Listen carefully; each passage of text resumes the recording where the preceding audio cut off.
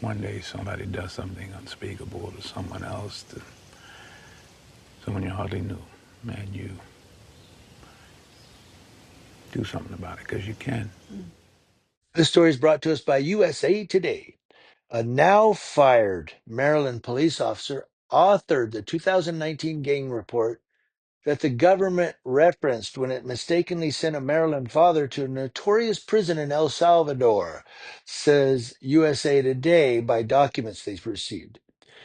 A copy of the pivotal gang report, released by Attorney General Pam Bondi on April 16th, shields the name of the Prince George's County, Maryland police officer. But another unredacted copy, provided by attorneys for the imprisoned man, Kilmar Abrego Garcia, show was written by Ivan Mendez, that's the officer, just days after the March 2019 encounter at a Home Depot in Hyattsville, where Abrego Garcia was flagged as a potential MS-13 gang member. Mendez was suspended from the force. Court records show he was then indicted on June 2020 for misconduct in office. Court records allege he shared sensitive and confidential information about an ongoing police investigation with a commercial sex worker. My office has a zero tolerance policy for corruption by public officials who unlawfully violate the public trust, said Prince George's County State's Attorney Aisha Braveboy. And she said that in announcing the indictment.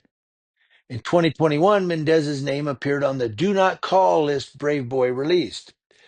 Those are police deemed unreliable because of their disciplinary records, crimes, or other alleged misconduct.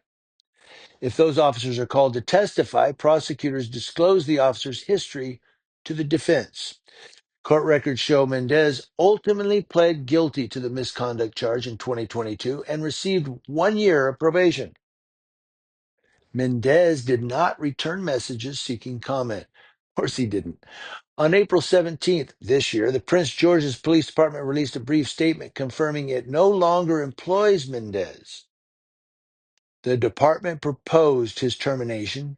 He accepted the discipline and was terminated from the agency in December of 2022, said Officer Brian Perez, a department spokesperson. Mendez's tie to the Abrego Garcia report was first reported April 15th of this year, that was Tuesday, by the New Republic. USA Today independently confirmed the report with records from state and local officials. Speaking on CNN on April 16th, Brave Boy said the 2019 report was based partly on confidential informant, as well as the controversial GangNet database, which has since been disbanded. Operators of the system warned at the time that it was intended for intelligence only and should not be used as the basis for arrests or charges. Government attorneys acknowledged in court documents that he was deported by mistake, but say they have no authority to free him because he is imprisoned in a foreign country.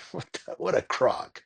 U.S. officials contend Abrego Garcia is a member of the MS-13 criminal gang, recently deemed a foreign terrorist organization.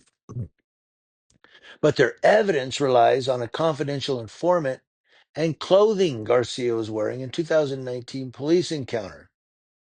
Paula Zinnes, the federal judge in the case, has questioned the strength of the government's evidence. Defendants have claimed, without any evidence, that Abrego Garcia is a member of the MS-13, Zinnes wrote in April 6th. Earlier in April, USA Today reported on the deportation to El Salvador of Andre Jose Hernandez, a gay makeup artist from Venezuela, who has denied any connection to the Tren de Aragua gang. Suspicions that Hernandez was in the gang were alleged in a report on his tattoos signed by a disgraced Milwaukee cop who was fired after driving his car into a family's home while intoxicated.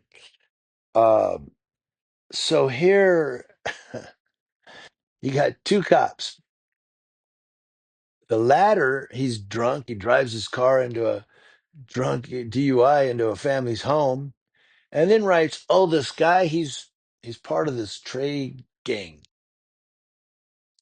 He says he's not, but he's deported. Then you've got Abrego Garcia. That's the big one. That's the one everybody's talking about. Um, and I was looking at it, and the clothing that he was wearing that they said, well, he's MS-13, is a Chicago Bulls hat. Wearing a Chicago Bulls hat. Know what I mean? I have a Carolina Panthers hat. I wonder if I should just keep it in the closet because I don't want to get deported. You're part of the Carolina, you know, uh, Hermana gang. I don't know. I should keep all my sports memorabilia in my. I shouldn't even wear my 49ers shirt no more. Hey, you're part of that Oakland gang, um, out of San Francisco. But you know what I'm saying? And a lot of people are talking about that, especially on Twitter X. They're talking about he has a Bulls hat, so he's MS-13, you know. And then we find out that a lot of the information they got was from a confidential informant. Yeah, they're reliable. Most of them are criminals themselves trying to get a plea deal, or and this cop who was charged of misconduct. And even Brave Boy said, we're not calling him to testify. We can't trust that sucking liar. But here we go. And then they deport him to El Salvador, to this prison in El Salvador. Well, it's a foreign country. We can't pull him out of a foreign country. What the hell did you send him there in the first place?